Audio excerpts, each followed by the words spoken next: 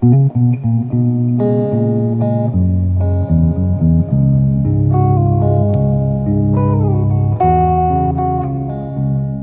guys! Okay, so here's another video that's again different from the ones I've shown for the past year or so. This one is an embroidery video. So I learned how to embroidery. I learned how to embroider from my Italian grandmother, Jenny, and I was never a kid who liked to go, you know, get dirty outside. At the same time, I couldn't sit still or concentrate. So my grandmothers and mother both decided I had to have something to do. If they left it up to me, I would just read all day because I still like to read. And of course, you know, you get me in front of the TV and there's a reason they call it the boob tube, because, you know, you turn into a boob just watching the TV. And I'm definitely one of those people that can just get sucked in. So anyway, they started teaching me how to embroider and do handwork, and I still do it.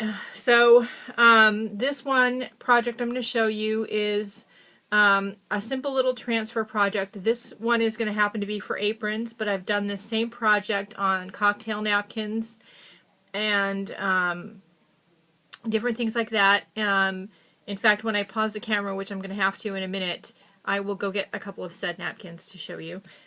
So one of the things I do is doodle, and you'll see this. So the doodles on here I drew, and then I printed them on here, 2 on each side. Obviously, they're kitchen utensils. Bon Appetito is the name of our family cooking club, and the literal translation means enjoy your meal. So when I created these doodles and arranged this with the printing on the computer, I printed it out on a single sheet of 8.5 by 11 paper. I knew would fit so I could embroider some aprons for Cooking Club.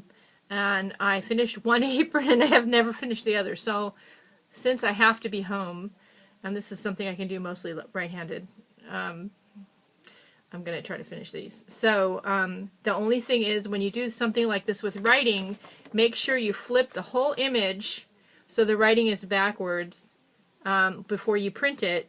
That way when you do the transfer, and I'll show you how to do the transfer, and you iron the design on, the printing will be the correct way. If you don't do that when you iron it on, the printing will be backwards. Okay?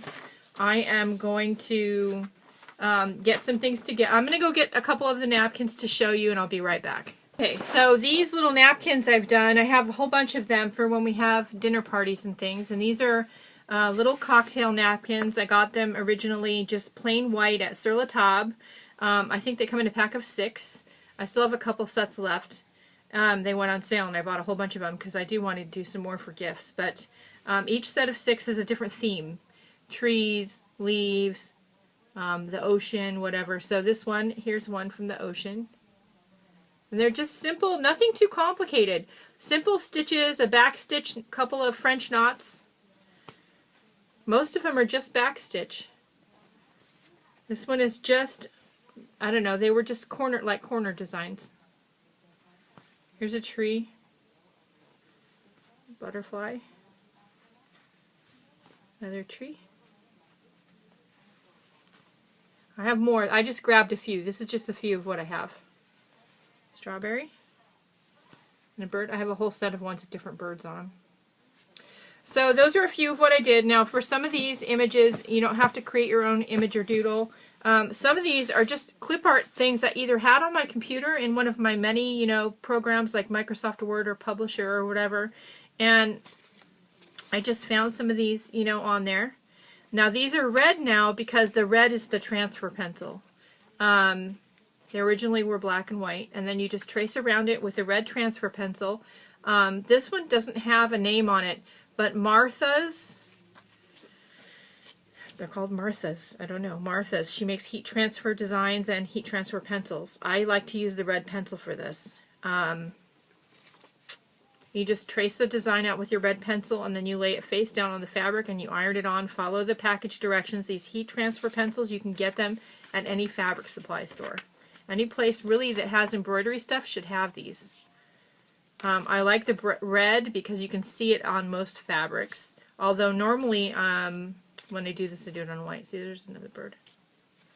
So I have a whole bunch, I found a whole stack of these that, there's even, I know there's a pack of napkins. I have ohms on a whole bunch of. Sometime I maybe want to get that tattooed on my other shoulder. Okay, so I am going to retrace one of these Bon Appetito designs.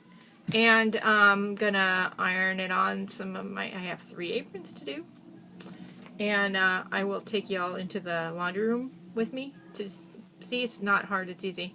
And yeah, if you can see the dust on camera, just ignore it, because I really can't do anything about it right now. Doing too much makes my arm hurt, and I spent most of this morning in a sling because my arm was killing me. So I'm going to trace my design. I won't make you watch me do that on camera too much. Literally, if you see, so you just literally go over the black lines with your red pencil. That's it.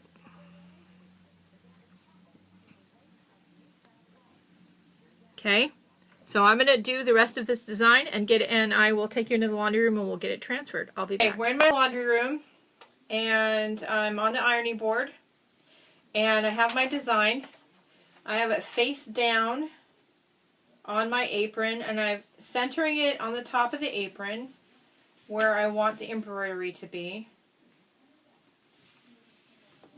And you could use an iron to do this. I do have a hot fix tool.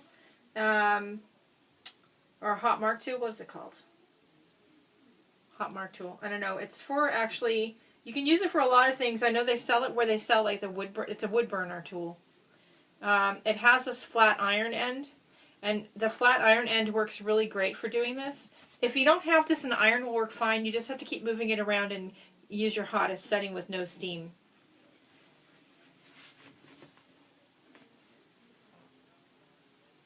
I don't know if it's hot enough yet. We'll see. And you just keep moving it around. Hold it down with one hand while you're ironing with the other hand. Lift it up occasionally. Yeah, it's starting to transfer.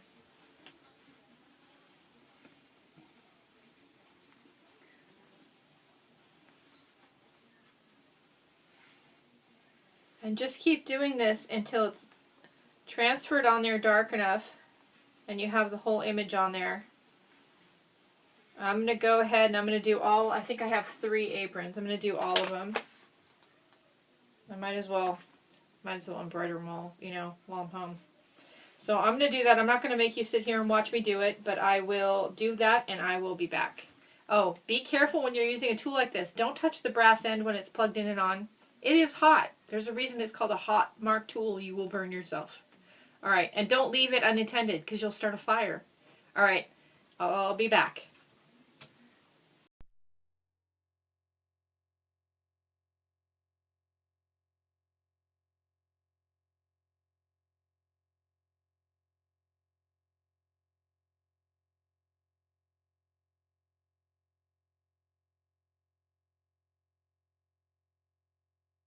Okay, hi guys. I'm sitting out on the sofa and underneath I have an ot light out here. And something I use for embroidery are these are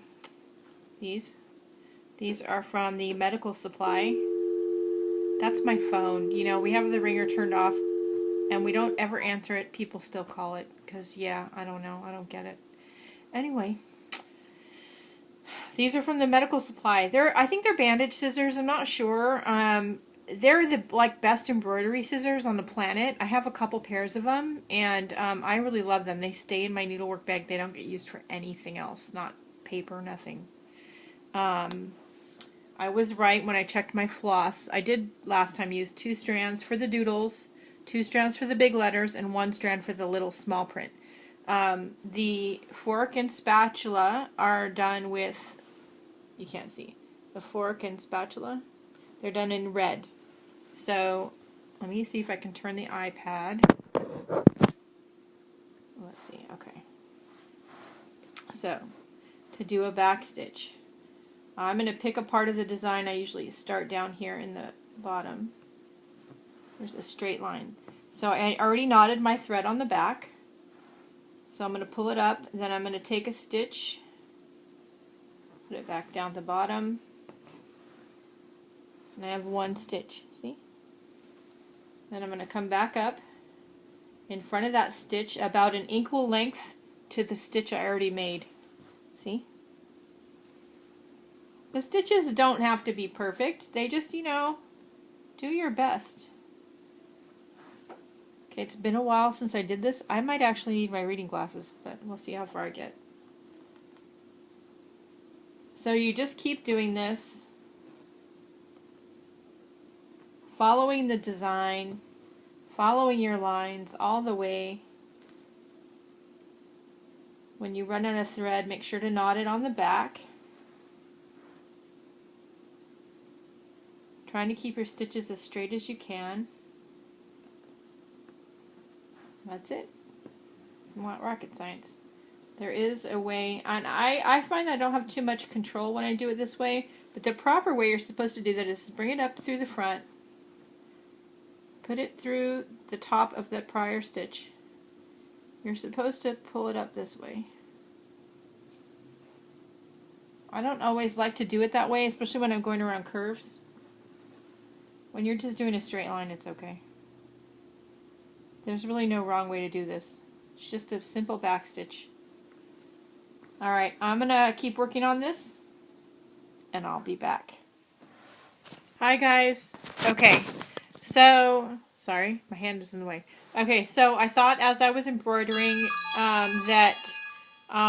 couple things. So if you've never embroidered before, I'm sure there must be a basic embroidery 101 video on YouTube. If there isn't and you have a lot of questions, let me know because I can do something, a basic embroidery 101 video. If you don't know, embroidery floss comes in hanks. I wind mine on these little plastic bobbins, and it is basically a thread with 6 strands. So when I say that these aprons were embroidered with 2 strands, except for the really small lettering, which was embroidered with 1 strand, I think. I'll find out when I get to that. Then that just means I separated the strands and I pulled 2 or 3 strands out. I really wanted the swirls and different details of the designs to show up. I didn't want the stitches to be too fat, so that's why I didn't use more than 2 strands on the design when I did it originally. I used DMC embroidery floss for the red. It's color 817. For the green, it's color 701.